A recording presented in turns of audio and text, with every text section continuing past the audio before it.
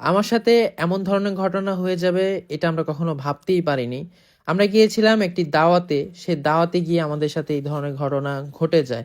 আসলে আমাদের সাথে কি হয়েছে এবং আমরা কোথায় গিয়েছি, কেন এই ঘটনা আমাদের সাথে ঘটে গেল?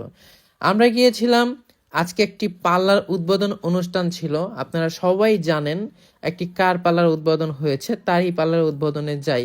এখানে অনেক দর্শক জনতা এসেছে সেলিব্রিটি ও কন্টেন্ট ক্রিয়েটরদের দেখার জন্য। তো আমরা বরাবরের মতো যাই, যেহেতু দাওয়াত দিয়েছে। যদি না যাই তাহলে বিষয়টা অন্যরকম। তো আমি আমার টিম একটি হাইস গাড়ি ভাড়া করি, তাদেরকে নিয়ে চলে যাই। সবার মুখেই হাসি খুশি আনন্দ, সবাই হাসি খুশিতে আমরা যাচ্ছি। কিন্তু আমরা আসলে যে উদ্দেশ্যে ওইখানে যাওয়া, সেই উদ্দেশ্যটা আমাদের জায়গা থেকে আমরা সফল করতে পারিনি।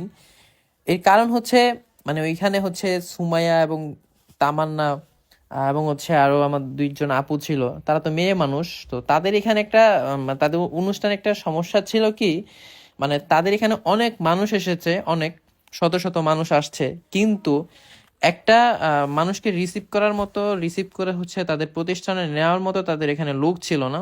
তো এই একটা সমস্যা। তো ওরা মেয়ে মানুষ, এখন কে নিয়ে যাবে তাদেরকে?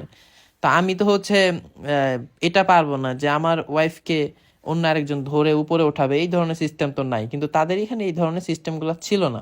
মানে একটা লোক আসে ওটাকে সেফ ভাবে প্রোটেক্ট করে নেওয়ার জন্য। তারপরও তাদের অনুষ্ঠানটি অনেক সুন্দর হয়েছে, তাদের জন্য সবসময় শুভ কামনা রইল। আমি চাই তারা সফল হোক।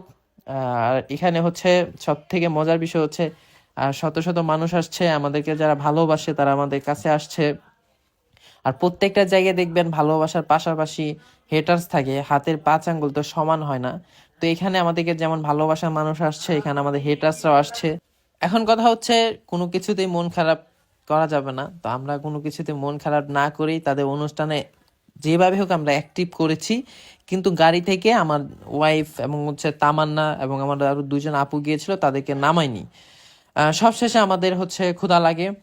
ক্ষুধা লাগার পর আমরা ওইখান থেকে ব্যাক চলে আসি। তাদের অনুষ্ঠানে তো জয়েন হতে পারলাম না, অনেক অনেক মানুষ ছিল। আর আমি যখন যাই পরিস্থিতি খুবই একটু খারাপ হয়ে গেছিল, সবাই চিল্লাচিল্লি শুরু করছে। দেন আমরা এখানে অনুষ্ঠানে না গিয়ে আমি ভিতরে গিয়েছিলাম, যাওয়ার পর আমি আবার চলে আসছি। পরে আমরা জাহাঙ্গীরনগর বিশ্ববিদ্যালয়ে, আপনারা জানেন বটতলাতে এখানে ভর্তা আইটেম পাওয়া যায়, সবাইকে নিয়ে ডিরেক্ট জাহাঙ্গীরনগর চলে আসছি। আসার পরে খাওয়ার একটা আয়োজন করি, তাদেরকে ভর্তা ভাত এবং যা যা খেতে চায় তাদেরকে সবকিছুই খাওয়াই।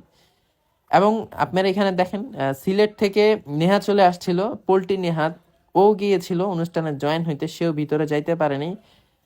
এই জন্য তাদেরকে আমি বুঝায় নিয়ে আসি। তো সবাইকেই ধন্যবাদ, ভালো থাকবেন।